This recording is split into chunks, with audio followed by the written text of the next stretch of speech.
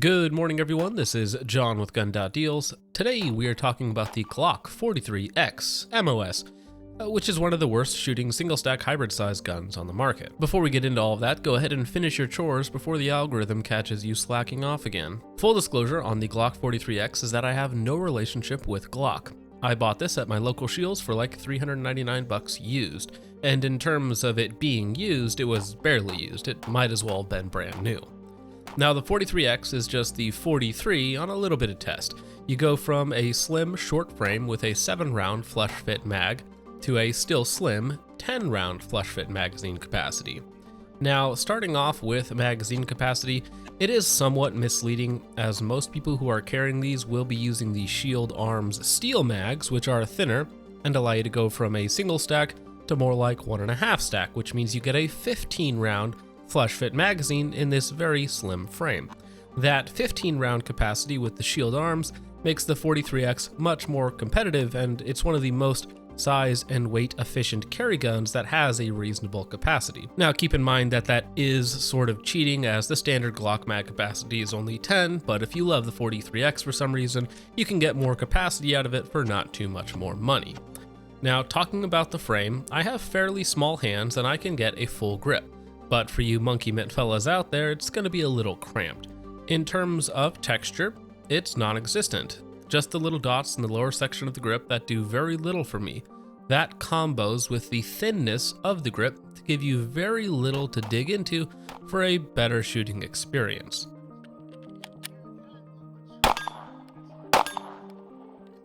One nice thing on the Gen 5 grips is the little bevel or flare on the magwell that makes reload smooth and easy to do. In terms of controls, they are okay for a concealed carry handgun. Small slide stop and slide release, but again fine for the application. The mag release is easy enough to reach and low profile, again fine for the application. Up front we have a Glock rail for a light, probably a TLR7 or similar is the best you can do. Now the worst part about this handgun outside of the grip itself is the trigger. Maybe this is a New York 12-pound special or some sort of dud, but the trigger is awful. Somewhere between 8 and 10 pounds, and it's gritty and long, has all the standard Glock dynamics, just at a much higher weight for some reason. The standard Gen 5 trigger is pretty decent, so I don't really know what happened here, but again, the one in my example is just pretty bad, and keep in mind that this is lubed and ready to go. Shooting it beside the Canik MC9, which also has its downsides, but the Meta's 4-ish pound trigger makes everything much easier to do.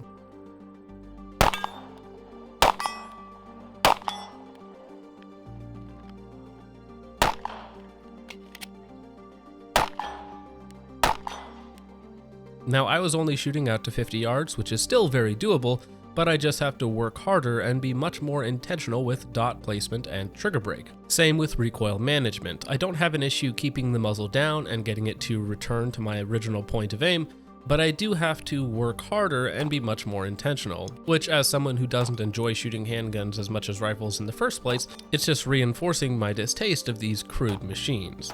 Moving on to the slide, we have front and rear serrations, that's nice. 3.4-inch barrel, stock Glock sights which work, that's about it. The barrel is the GMB Glock Marksman barrel, which is supposedly much more accurate. During the zeroing of the red dot, I would have my 3 shots touching at about 15 yards while bagged, so it is more than mechanically accurate enough for its intended use. Now let's go ahead and talk about the optics cut, and this is where I induced some of these issues. The optics cut itself is a true RMSC, which is not compatible with the Holosun series of optics, as they don't have the rear cutouts on the back of the optic to match up with the posts on the back of the optic cut on the slide. But you may notice that I have a Holosun 407K mounted up. How, you may ask? Well, I ground down the posts on a steel Dr. 2 RMSC adapter plate that fits over the posts on the Glock cut and gives a flat surface to mount the 407K to. A couple downsides inherently here: you raise the optic up about 1/10 of an inch, and of course you have no recoil bosses holding your optic in place, and it's just not as secure as it could be. Now, the problem with the design of most Glock slides is that the extractor channel is directly underneath the right screw for your optic. If your screw is too long, it will depress on the extractor and cause failures to extract. Now, I thought my right screw was short enough to not interfere with the extractor, but I was incorrect in my assumption, and look at us now. That is an inherent design issue with Glocks, something you have to be aware of. Now, I'm not blaming the failures to extract on the Glock, that was my optic screw's fault. I do blame them for not coming up with a workaround like the Shadow system has on their slides, though I don't recommend Shadow systems for other reasons. Moving aside from that, overall I like carrying the gun. It's slim, light, relatively comfy, and a great gun to carry.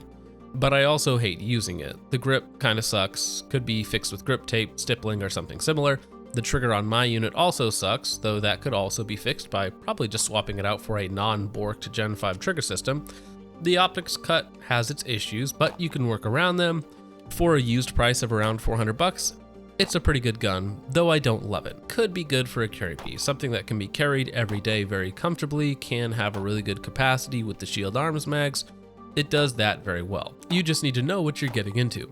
For me, I will take a size and weight penalty and carry something that is a little bigger if I feel I am getting a real performance benefit out of that extra size and weight, and potentially a less comfortable carrying experience. With all that out of the way, guys, let me know what you think of the Glock 43X, if you think it is the best Glock to carry, or if you should just be a man and carry a 17 like I used to. But once again, gentlemen, thanks for watching. I hope you all enjoyed. I will see you in the next one. Peace off.